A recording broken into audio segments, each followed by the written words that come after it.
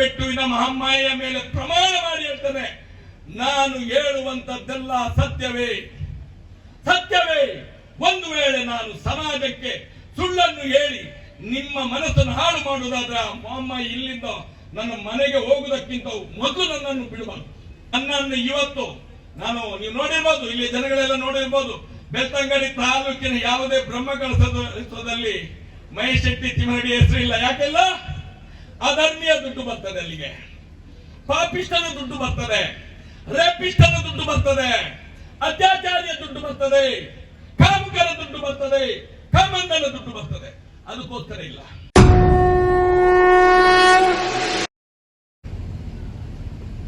ಪ್ರಥಮವಾಗಿ ಈ ಕ್ಷೇತ್ರದ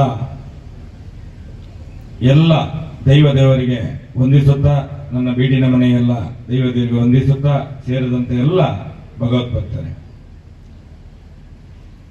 ವಿಶೇಷವಾಗಿ ಇಷ್ಟೊಂದು ಜನ ಸೇರಿ ಇಷ್ಟು ದೊಡ್ಡ ಕಾರ್ಯಕ್ರಮ ಆಗ್ತದೆ ಅಂತ ಹೇಳಿದ್ರೆ ಅದರಲ್ಲಿ ಒಂದು ಸಂತೋಷ ಪಡೆಯುವ ನಾನು ಕೂಡ. ಯಾಕಂತ ಹೇಳಿದ್ರೆ ಭಾಷಣಗಳಲ್ಲಿ ಹೇಳಲಿಕ್ಕೆ ಬಹಳ ಸುಲಭ, ಹಿಂದೂ ಸಮಾಜದ ರಕ್ಷಣೆ ಅಂತ ಹೇಳಿ. ಹಿಂದೂ ಸಮಾಜದ ರಕ್ಷಣೆ ಬಾಯಲ್ಲಿ ಭಾಷಣಗಳಲ್ಲಿ ಮಾತಾಡಿದ್ರೆ ಮಾತ್ರ ಹಿಂದೂ ಧರ್ಮದ ರಕ್ಷಣೆ ಆಗುವುದೇ ಇಲ್ಲ.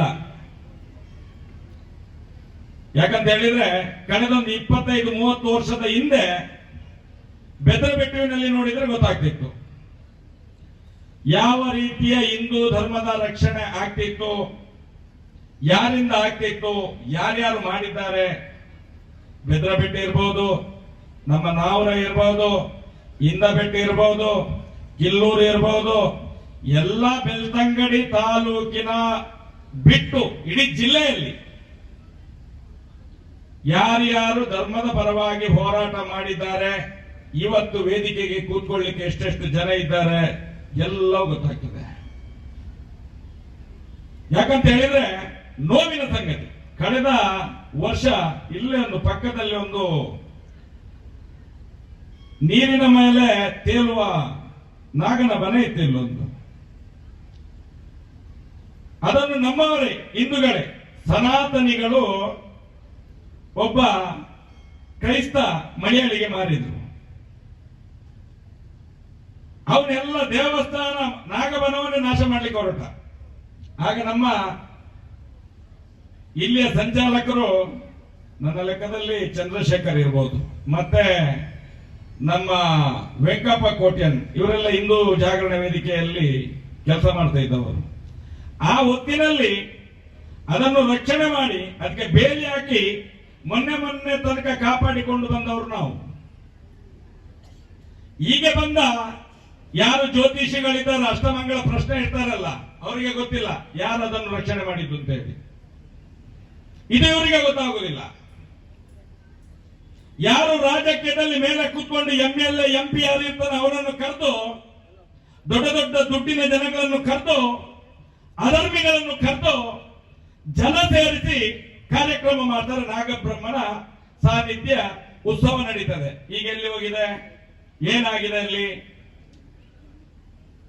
ಇದೇ ರೀತಿ ಇಲ್ಲಿ ನಡೀತಾ ಇತ್ತು. ಒಂದು ಭಗವಧ್ವಜ ಆಗ್ಬೇಕಾದ್ರೆ ನಾವು ಎಷ್ಟು ತಿಂಗಳು ಇಲ್ಲಿ ಮಾರ್ಗದ ಬದಿಯಲ್ಲಿ ಕೂತಿದೆ ಅಂತ ಹೇಳಿದ್ರೆ ನಮ್ಮ ಇಲ್ಲೇ ಎದುರುಗಡೆ ಇರುವಂತಹ ಸುವರ್ಣರಿಗೆ, ಮುಕುಂದ ಸುವರ್ಣರಿಗೆ ಗೊತ್ತಿದೆ. ಅವರು ಕಾಂಗ್ರೆಸ್ ಪಕ್ಷದೊಂದು ನಾಯಕರಾಗಿದ್ರು ಕೂಡ ಆವತ್ತಿನಲ್ಲಿ ನಮಗೆ ಸಪೋರ್ಟ್ ಮಾಡಿದ್ದಾರೆ ಅವರು ಹಿಂದೂ ಆಗಿ. ಇವತ್ತು ಎಂತೆಂತ ಜನಗಳು ಬರ್ತಾರೆ, ಎಂತೆಂತ ನಾಯಕರುಗಳು ಬರ್ತಾರೆ.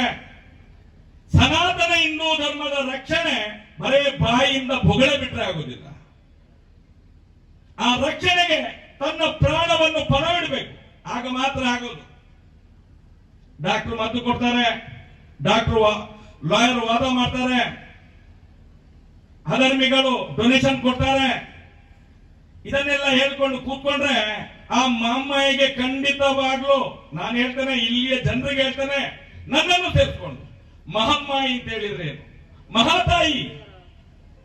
ಮಹಾತಾಯಿ, ಎಲ್ಲರ ರಕ್ಷಣೆಯನ್ನು ಮಾಡುವಂತ ಮಹಾತಾಯಿ, ಊರಿನ ಬೇಡದ್ದನ್ನು ತೊಲಗಿಸುವಂತ ಒಂದು ಶಕ್ತಿ, ಅದು ಮಹಾಶಕ್ತಿ. ಅದು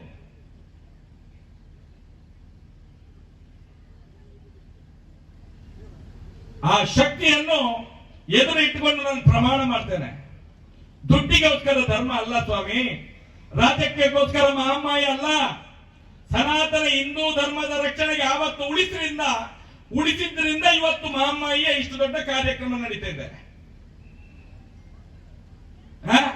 ಇವತ್ತು ಅಧರ್ಮ್ಯರ ದುಡ್ಡನ್ನು ತಂದು ಬೆಳ್ತಂಗಡಿ ತಾಲೂಕಿನ ಒಳಗಡೆಲ್ಲ, ದಕ್ಷಿಣ ಕನ್ನಡ ಜಿಲ್ಲೆ ಎಲ್ಲ, ಅವಿಭಾಜ್ಯ ಉಡುಪಿ ಜಿಲ್ಲೆಯಲ್ಲಿ ಕೂಡ ಎಷ್ಟು ದೇವಸ್ಥಾನಕ್ಕೆ ಆ ಧರ್ಮಸ್ಥಳದ ಅಧರ್ಮದ ದುಡ್ಡನ್ನು ತಂದಾಕಿ ನೀವು ದೇವಸ್ಥಾನ ಮಾಡಿದ್ದೀರಿ.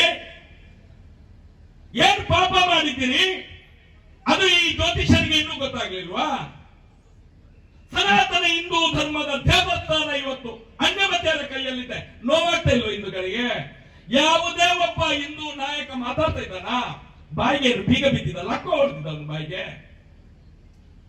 ನಾವು ಕಳೆದ 40 ವರ್ಷಗಳಿಂದ 42, 43 ವರ್ಷಗಳಿಂದ ರಸ್ತೆಯಲ್ಲಿ ಬಿದ್ದು ಧರ್ಮ ಧರ್ಮ ಸನಾತನ ಹಿಂದೂ ಧರ್ಮ ಅಂತ ಹೇಳ್ತಾ ಇಲ್ವ ನಾವು? ಮೈಶಕ್ತಿ ತಿವರಡಿಯನ್ನು ಕರಿಬೇಡಿ ವೇದಿಕೆಗೆ ನಾವು ಬರುವುದಿಲ್ಲ. ಬರದಿದ್ರೆ ಹಾಳಾಗಿ ಮಣ್ಣು ತಿಂದು ಹೋಗಿ. ನಿಮ್ಗೆ ಹಣ್ಣಪ್ಪನ ಮಂಜುನಾಥನ ಈ ಮಹಮ್ಮಯ್ಯ ಸಾಪ, ನಿಮ್ಗೆ ಮಹಮ್ಮಯ್ಯ ಸಾಪ, ನಿಮ್ಗೆ ಮೈಶಕ್ತಿಯನ್ನು ಕರಿಬೇಡಿ. ಧರ್ಮದ ರಕ್ಷಣೆಗೆ 100 ಕೇಸುಗಳನ್ನು ಹಾಕೊಂಡು ಆವತ್ತಿಂದ ಇವತ್ತಿನ ಈ ಗಳಿಗೆ ತನಕ ನಾವು ಇಡೀ ರಾಜ್ಯದ ಕೋರ್ಟ್ಗಳಲ್ಲಿ ಅಲೆದಾಡ್ತಾ ಇದ್ದೇವಲ್ಲ. ಇದು ಸನಾತನ ಹಿಂದೂ ಧರ್ಮದ ಭಿಕ್ಷೆ ನಮ್ಗೆ. ಸನಾತನ ಹಿಂದೂ ಧರ್ಮದ ರಕ್ಷಣೆಗೆ ಇಲ್ಲಿದ್ದಕ್ಕೆ ಅದಕ್ಕೆ ಹೇಳುವಂತ ನಾನು, ಸನಾತನ ಹಿಂದೂ ಧರ್ಮಸ್ಥಳ ಯಾವಾಗ ನಮ್ಮ ಹಿಂದೂಗಳ ಕೈಗೆ ಬರ್ತದೆ ಆವತ್ತು ಸನಾತನ ಹಿಂದೂ ಧರ್ಮ,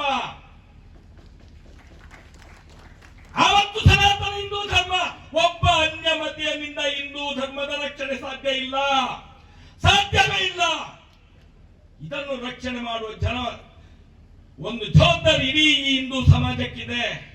ಬಡ್ಡಿಯಲ್ಲಿ ದುಡ್ಡು ಕೊಟ್ಟರೆ ಸ್ವಾಮಿ ಹಿಂದೂ ಧರ್ಮದ ರಕ್ಷಣೆ ಆಗುವುದಿಲ್ಲ.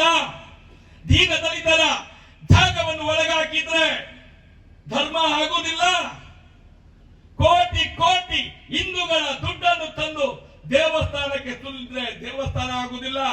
ನಾನು ಈ ಭಾಗದ ಎಲ್ಲ ಹಿಂದೂ ಜನಗಳಿಗೆ ಹೇಳ್ತೇನೆ, ನಾನು, ನೀವು ಯಾರ್ದು ಕೈಕಾಲಿ ಹಿಡಿಲಿಲ್ಲ ಅಧರ್ಮೀಯರ. ನಿಮ್ಮಿಂದಲೇ ಸೇರಿಸಿ ಮಹಾಮಾಯಿಯನ್ನು ನೀವು ಸೃಷ್ಟಿ ಮಾಡಿದ್ದೀರಿ. ಇದು ಸನಾತನ ಹಿಂದೂ ಧರ್ಮದ ಶಕ್ತಿ. ಇಲ್ಲಿ ನನಗೆ ಮಾತಾಡ್ಲಿಕ್ಕೆ ಖುಷಿ ಆಗ್ತಾ ಇದೆ. ನಾವು ಕಟ್ಟಿದಂತ ಧರ್ಮ ಇಲ್ಲಿ ನೆಲೆ ಊರಿದೆ. ಇದು ನಮ್ಮ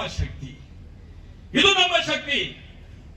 ಮಾತಾಡಿದ್ರೆ, ಸನಾತನ ಧರ್ಮದ ಬಗ್ಗೆ ಮಾತಾಡಿದ್ರೆ ಏನಾಗ್ತದೆ? ಅವ ಮುಸಲ್ಮಾನ, ಇವ ಕ್ರೈಸ್ತ, ಅವ ಆ ಜಾತಿ ಈ ಜಾತಿ ಅಂತ ಈ ರಾಜಕೀಯದವರು ಎಲ್ಲ ಹಿಂದೂ ಸಮಾಜವನ್ನು ಎತ್ತಿ ಕಟ್ಟಿ ಸಮಾಜವನ್ನು ನಿರ್ನಾಮ ಮಾಡಿ ಅವರವರ ಹೆಂಡತಿ ಮಕ್ಕಳ ಜೋಲಿಗೆಯನ್ನು ತುಂಬಿಸಿದ್ದಾರೆ ಈ ರಾಜಕೀಯ ನಾಯಕರುಗಳು. ಎಲ್ಲಿದೆ ಸನಾತನ ಹಿಂದೂ ಧರ್ಮ ಇವತ್ತು? ಇಡೀ ದೇಶಕ್ಕೆ ಮಾದರಿಯಾದಂತಹ ದಕ್ಷಿಣ ಕನ್ನಡ ಜಿಲ್ಲೆ, ಉಡುಪಿ ಜಿಲ್ಲೆ ಇರಬಹುದು, 2 ಜಿಲ್ಲೆಗಳು ಇಡೀ ಸನಾತನ ಹಿಂದೂ ಧರ್ಮದ ಕೈಯಲ್ಲಿದೆ. ಆದ್ರೆ ಸನಾತನ ಹಿಂದೂ ಧರ್ಮವನ್ನು ಆಳುವವನು ಯಾರು? ಒಬ್ಬ ಅಧರ್ಮಿ, ಧರ್ಮಸ್ಥಳದ ಅಧರ್ಮಿ.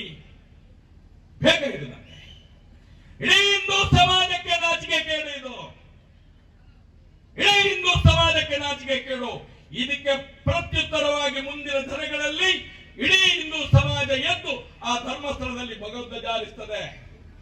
ಏನು ಇವತ್ತು ಒಂದು ಮಹಾಮಾಯಿ ಎದುರುಗಡೆ ನೋಡಿ ಇಷ್ಟು ದೊಡ್ಡ ಭಗವದ್ಗೀತೆ ಧರ್ಮಸ್ಥಳದಲ್ಲಿ ಯಾಕೆ ಇರುವುದಿಲ್ಲ? ಅದು ಹಿಂದೂ ದೇವಸ್ಥಾನ ಅಲ್ವಾ? ಶಿವ ಇರುವುದಲ್ಲಲ್ಲಿ ಗೊತ್ತಾಗುದಿಲ್ಲ ನಮ್ಗೆ. ನಾವು ಹೇಳುವಂತದ್ದು ವೇದಿಕೆ ಅದಕ್ಕೆ ಮಾಡುದು. ಈ ಧಾರ್ಮಿಕ ಸಭೆಗಳು ಯಾಕೆ? ಸನಾತನ ಹಿಂದೂ ಧರ್ಮದ ಮೇಲೆ ಅನ್ಯಾಯ ಆದಾಗ ಅದನ್ನು ರಕ್ಷಣೆ ಮಾಡಲಿಕ್ಕೆ, ಎಲ್ಲೆಲ್ಲಿ ತಪ್ಪುಗಳಾಗಿದೆ ಅದನ್ನು ಸಮಾಜಕ್ಕೆ ತಿಳಿಸಲಿಕ್ಕೆ ಈ ಧಾರ್ಮಿಕ ಸಭೆಗಳು. ಮಾಮಾಯಿಗೆ ಸಂತೋಷ ಮಾಡ್ಲಿಕ್ಕಲ್ಲ, ಯಾರಾದರೂ ನಾಲಿಗೆಯಲ್ಲಿ ಕೀಟ ಇದ್ರೆ ಮಾತಾಡ್ಲಿಕ್ಕಲ್ಲ ಈ ಸಭೆಗಳು. ಮಾತಾಡಬೇಕು, ಜನಗಳೆದ್ದು ಮಾತಾಡಬೇಕು. ನಮ್ಮ ಧರ್ಮದ ರಕ್ಷಣೆ, ಧರ್ಮ ರಕ್ಷತಿ ರಕ್ಷಿತ. ಏನ್ ಮಾಡ್ತಿದ್ದೇವೆ ನಾವು? ಎಲ್ಲಿ ಮಾಡ್ತಿದ್ದೇವೆ? ಧರ್ಮವನ್ನು ರಕ್ಷಣೆ ಮಾಡಿದ್ರೆ ಧರ್ಮ ನಮ್ಮನ್ನು ರಕ್ಷಣೆ ಮಾಡ್ತದೆ. ತಿಳ್ಕೊಳ್ಳಿ ಹಿಂದೂಗಳೇ, ಎಲ್ಲ ಹಿಂದೂ ಬಂಧುಗಳು ತಿಳ್ಕೊಳ್ಬೇಕು. ಇಲ್ಲಾದ್ರೆ ನೀವು ಪಾಪಿಗಳಾಗ್ತೀರಿ, ಮಹಾಮಾಯಿಯ ಶಾಪಕ್ಕೆ ಗುರಿ ಆಗ್ತೀರಿ. ನಾನು ಹಿಂದೂಗಳಿಗೆ ಹೇಳುವಂತದ್ದಲ್ಲ. ಯಾವಾಗ ತಪ್ಪು ಮಾಡಿದ ದೇವರು ಖಂಡಿತ ಬಿಡುವುದಿಲ್ಲ. ಸ್ವಲ್ಪ ಹಿಂದೂ ಮುಂದೆ ಅಷ್ಟೇ, ಸ್ವಲ್ಪ ದಿವಸ. ಅದಕ್ಕೋಸ್ಕರ ಹೇಳ್ತೇನೆ, ನಾನು ಧಾರ್ಮಿಕವಾಗಿ ಮಾತಾಡಬೇಕಾದ್ರೆ ನಿಷ್ಠುರವಾದಿ ಆಗ್ಬೇಕು. ಒಳ್ಳೆಯ ರೀತಿಯಲ್ಲಿ ಸನಾತನ ಹಿಂದೂ ಧರ್ಮದ ಪ್ರತಿಪಾದನೆಯನ್ನು ಮಾಡುವ ನಾವು ಸೇರ್ಕೊಂಡು. ನಾವು ಅದಕ್ಕೋಸ್ಕರ ಇಷ್ಟು ಕೇಸ್ಗಳನ್ನು ಹಾಕೊಂಡು ನಾವು ಸತ್ತ ಮೇಲೆ ಏನು ಬೇಕಾದ್ರೆ ಆಗ್ಲಿ ಅಂತ ಹೇಳಿ ಬದುಕುವರಲ್ಲ. ನಮ್ಮ ಲಕ್ಷ ಸ್ವಾತಂತ್ರ್ಯ ಹೋರಾಟಗಾರರು ಸ್ವತಂತ್ರ ಭಾರತವನ್ನು ಯಾಕೆ ನಿರ್ಮಾಣ ಮಾಡಿದ್ದಾರೆ? ಇವತ್ತು ನಾವು ಮಾಡಿದಂತಹ ತಪ್ಪುಗಳು ನಮ್ಮ ಮಕ್ಕಳು ಕೂಡ ಇದೇ ರೀತಿ ಸಾಯ್ಬೇಕಾ? ಆ ನೋವು ನಮ್ಮಲ್ಲಿ ಇಲ್ವಾ? ಯಾಕೆ ನಮ್ಗೆ ಆ ನೋವು ಬರುವುದಿಲ್ಲ? ಮಂಜುನಾಥನ ರಕ್ತ ಅಲ್ವಾ ನಾವು ಅಣ್ಣಪ್ಪ ಸ್ವಾಮಿಯ ರಕ್ತ ಅಲ್ವಾ ನಮ್ಗೆ ಯಾಕೆ ಆ ಕಿಚ್ಚು ಇಲ್ಲ? ಒಬ್ಬ ಅಧರ್ಮಿಯಿಂದ ಧರ್ಮ ನಾಶ ಆಗ್ತದೆ, ಒಬ್ಬ ಮುಸಲ್ಮಾನನಿಂದಲ್ಲ, ಒಬ್ಬ ಕ್ರೈಸ್ತನಿಂದಲ್ಲ. ಇದನ್ನು ತಿಳ್ಕೊಳ್ಬೇಕು ನಾವು ಮಾಡಿದ್ರೆ ಅವನ ಜೋಳಿಗೆ ಇಟ್ಕೊಂಡು ಆ ಅಧರ್ಮಿಯ ಹಿಂದ್ಗಡೆ ತಿರುಗ್ತಿರಲ್ಲ, ನಾಚಿಗೆ ಆಗ್ಬೇಕು ಈ ಸನಾತನ ಹಿಂದೂ ಧರ್ಮಕ್ಕೆ. ಈ ದೇಶದಲ್ಲಿ 87% ನಾವುಗಳು, 87% ನಾವುಗಳು. ನಮ್ಗೆ ಬದುಕಲಿಕ್ಕಿಲ್ಲ ಹಾಗಾದ್ರೆ? ಇದನ್ನು ಪ್ರಶ್ನೆ ಮಾಡುವುದು, ಇಡೀ ಸಮಾಜ ಪ್ರಶ್ನೆ ಮಾಡಬೇಕು. ಒಂದು ಮಹೇಶ್ ಶೆಟ್ಟಿ ತಿಮ್ಮನೋಡಿ ಅಲ್ಲ. ಅದಕ್ಕೋಸ್ಕರ ಹೇಳುವಂತದ್ದು, ನನ್ನನ್ನು ಇವತ್ತು ನೀವು ನೋಡಿರ್ಬೋದು, ಇಲ್ಲಿ ಜನಗಳೆಲ್ಲ ನೋಡಿರ್ಬೋದು, ಬೆಳ್ತಂಗಡಿ ತಾಲೂಕಿನ ಯಾವುದೇ ಬ್ರಹ್ಮಕಲಸದಲ್ಲಿ ಮಹೇಶ್ ಶೆಟ್ಟಿ ತಿಮ್ಮನಡಿ ಹೆಸರು ಇಲ್ಲ. ಯಾಕೆಲ್ಲ? ಅಧರ್ಮೀಯ ದುಡ್ಡು ಬರ್ತದೆ ಅಲ್ಲಿಗೆ, ಪಾಪಿಷ್ಟನ ದುಡ್ಡು ಬರ್ತದೆ, ರೇಪಿಷ್ಟನ ದುಡ್ಡು ಬರ್ತದೆ, ಅತ್ಯಾಚಾರಿಯ ದುಡ್ಡು ಬರ್ತದೆ, ಕಾಮುಕರ ದುಡ್ಡು ಬರ್ತದೆ, ಕಾಮಂದನ ದುಡ್ಡು ಬರ್ತದೆ. ಅದಕ್ಕೋಸ್ಕರ ಇಲ್ಲ, ಮಹೇಶ್ ಶೆಟ್ಟಿಗೆ ಅವಕಾಶ ಇಲ್ಲ. ಇದನ್ನು ಎಲ್ಲ ಮುಂದಿನ ದಿನಗಳಲ್ಲಿ ಸಮಸ್ತ ಹಿಂದೂ ಸಮಾಜ ಇದಕ್ಕೆ ಸರಿಯಾದ ಉತ್ತರವನ್ನು ತೊಡೆ ತಟ್ಟಿ ಕೊಡಬೇಕು ಅಂತ ಹೇಳುತ್ತಾ, ನಮ್ಮ ಜೊತೆಗೆ ಕೈ ಸೇರಿಸಿ ಸನಾತನ ಹಿಂದೂ ಧರ್ಮದ ರಕ್ಷಣೆ ನಮ್ಮಿಂದಲೇ ಸಾಧ್ಯ ಅನ್ನುವಂಥದ್ದನ್ನು ನಾವು ತೋರಿಸಿಕೊಡ್ತೇವೆ. ಹೊರಟಾಗಿದೆ, ನಾವು ಹೆಜ್ಜೆ ಇಟ್ಟಿದ್ದೇವೆ.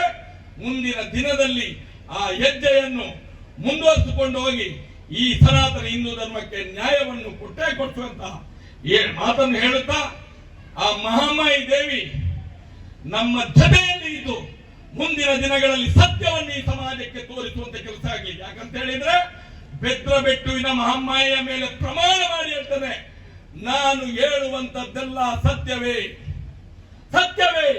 ಒಂದು ವೇಳೆ ನಾನು ಸಮಾಜಕ್ಕೆ ಸುಳ್ಳನ್ನು ಹೇಳಿ ನಿಮ್ಮ ಮನಸ್ಸನ್ನು ಹಾಳು ಮಾಡುವುದಾದ್ರೆ ಆ ಮಹಾಮಾಯಿ ಇಲ್ಲಿಂದ ನನ್ನ ಮನೆಗೆ ಹೋಗುವುದಕ್ಕಿಂತ ಮೊದಲು ನನ್ನನ್ನು ಬಿಡಬಾರದು. ಇದು ಸಮಾಜ. ನಾವು ಈ ದೇವರ ಮೇಲೆ ಪ್ರಮಾಣ ಮಾಡಿ, ಆ ಮಹಾಮಾಯಿಯ ಮೇಲೆ ಇಡೀ ಊರಿನ ಜನತೆ ಇದ್ದೀರ ನೀವು ಸಾಕ್ಷಿ. ಈ ವೇದಿಕೆ ಮುಂದೆ ಧರ್ಮ ಪ್ರಕಾರವಾಗಿ ಮಾತಾಡ್ತಾ ಇದ್ದೇನೆ, ನಾನು ಧರ್ಮ ಪ್ರಕಾರವಾಗಿ ಮಾತಾಡ್ತಾ ಇದ್ದೇನೆ, ಸತ್ಯ ಪ್ರಕಾರವಾಗಿ ಮಾತಾಡ್ತಿದ್ದೇನೆ, ನ್ಯಾಯ ಪ್ರಕಾರವಾಗಿ ಮಾತಾಡ್ತಿದ್ದೇನೆ. ಇದು ಆ ಮಮ್ಮಯ್ಯ ಸತ್ಯ, ಇದನ್ನು ಒಪ್ಪಿಕೊಂಡು ಮುಂದಿನ ದಿನದಲ್ಲಿ ನಮ್ಮ ಕೈಯಿಂದ ಏನು ಕಳ್ಕೊಂಡಿದ್ದೇವೋ ಅದನ್ನು ಪಡೆಯುವಂತ ಕೆಲಸ ನಮ್ಮೆಲ್ಲ ಹಿಂದೂಗಳಿಂದ ಆಗ್ಬೇಕು ಅನ್ನುವಂತ ಒಂದು ಅಭಿಲಾಷೆಯನ್ನು ತಮ್ಮ ಮುಂದೆ ಇಡುತ್ತಾ ನನ್ನೆರಡು ಮಾತನ್ನು ಮುಕ್ತಾಯ ಮಾಡ್ತಾ ಇದ್ದೇನೆ. ಒಂದೇ ಮಾತರಂ, ಜೈ ಶ್ರೀರಾಮ್. ಭಾರತ್ ಮಾತಾ ಕಿ.